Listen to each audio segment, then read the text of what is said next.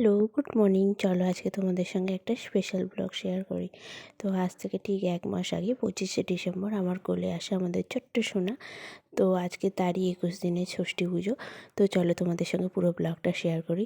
তো এখানে পশু পুজোর জোগাড় টোগাড় সব সকালবেলা হয়ে গেছে। তো এখানে পুজোয় বসে গেছে ঠাকুরমশাই। তো ভিডিওটা করছিল আমার হাজব্যান্ড।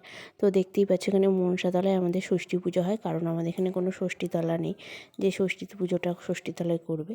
সেই জন্য মেনলি মনসাতলাতেই আমাদের ষষ্ঠী পুজোটা করা হয়। তো এখানে ঠাকুরমশাই আমাকে সব বলে বলে দিচ্ছিলেন যে এইটা করতে হয়, ওটা করতে হয়।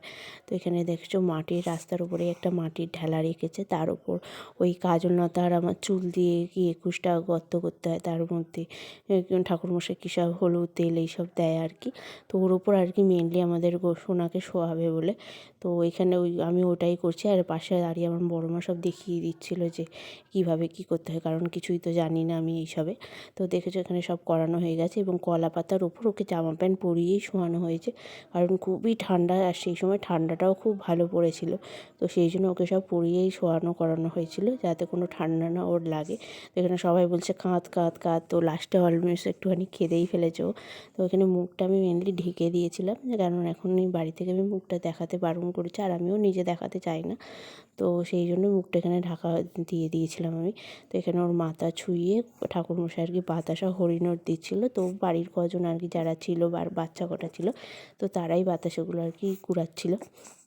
তো হরিণট হয়ে যাওয়ার পর ওই যে ২১টা চুপড়ি টুপড়ি সব করা হয়েছে, ওইগুলোর মধ্যে একটা কি আর কি বড়ো চুপড়ি যেটা থাকে সেটা আর কি আমার কোলে দেয়।